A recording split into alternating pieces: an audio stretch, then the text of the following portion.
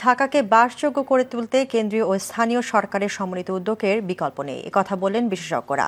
বিশ্বে অযোগ্য নগরীর তালিকায় ২ নম্বরে থাকা ঢাকা থেকে দখলবাজ ও সুবিধাভোগীদের বিতাড়িত করার পাশাপাশি দীর্ঘমেয়াদী পরিকল্পনার পরামর্শ দিলেন তারা। মাসুদ মোস্তাহিদের বিশেষ রিপোর্ট।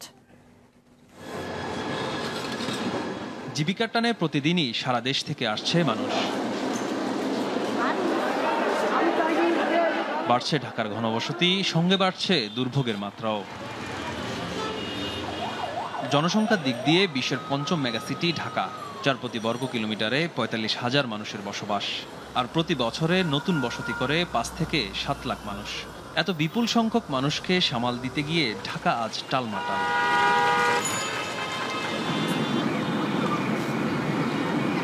একটি আদর্শ নগরীর ২৫ ভাগ রাস্তার প্রয়োজন হলেও ঢাকায় আছে মাত্র ৮ ভাগ। সঙ্গে চলছে ফুটপাত দখলের মহা উৎসব। গণপরিবহনের স্বল্পতা আর এমন বিশৃঙ্খলা ঢাকাকে পরিণত করেছে যানজটের নগরীতে। যখন একটা বাইরে থেকে লোক আসবে, সে দেশের গভর্নেন্সটা আন্দাজ করার জন্য তার জন্য ওই দেশের প্রধান শহরের বা প্রধান দুই একটি শহরের স্ট্রিট ডিসিপ্লিন, এটাই একটা আয়না, এটা প্রতিবিম্ব যে দেশের গভর্নেন্স কীরকম আছে। তো ঢাকা শহরের রাস্তাঘাটের অবস্থা আপনি বুঝতে পারছেন। তো এই সব সমস্যা কিন্তু সিটি কর্পোরেশনের সমস্যা না।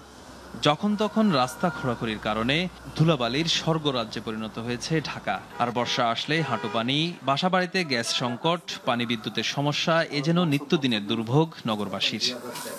পরিকল্পিত কাঠামোর মধ্যে একটা নগর, বিশেষত রাজধানীকে নিয়ে আসার চেষ্টা করা হয়।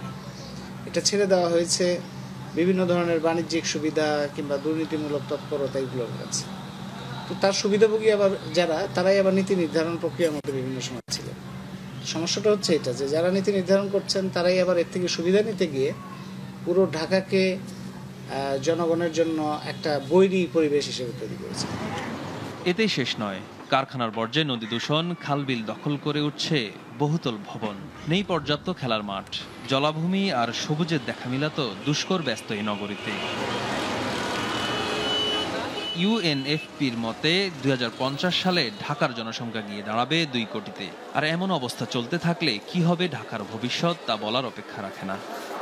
নির্বাচনের মধ্যে দিয়ে এই অবস্থার পরিবর্তন হবে এটা আশা করা কঠিন এই কারণে যে মূল সিদ্ধান্তটা তো আসলে সরকারের। প্রথমত সরকার নিজের হাত থেকে ক্ষমতাটা স্থানীয় সরকারের হাতে দিচ্ছে না।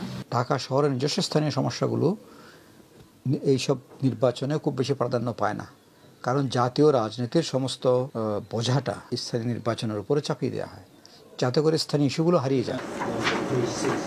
ঢাকার জন্য উজ্জ্বল দৃষ্টান্ত হতে পারে জাপানের কোবে নগরী। ১৯৯৫ সালের প্রলয়ঙ্করী এক ভূমিকম্পের পর ধ্বংসস্তূপে পরিণত কোবেকে অল্প দিনের মধ্যেই সামাজিক, অর্থনৈতিক ও অবকাঠামোগত দিক দিয়ে পাল্টে দেয় এক মেয়র। ঢাকাতে যেভাবে বাড়ছে মানুষ, সমানতালে কিন্তু বাড়ছে নানাবিধ সমস্যা। বিশেষজ্ঞরা বলছেন, নগরীকে বসবাসযোগ্য করে তুলতে হলে এখনই প্রয়োজন সরকার এবং সিটি কর্পোরেশনের মধ্যে সমন্বিত পরিকল্পনা ব্যবস্থা।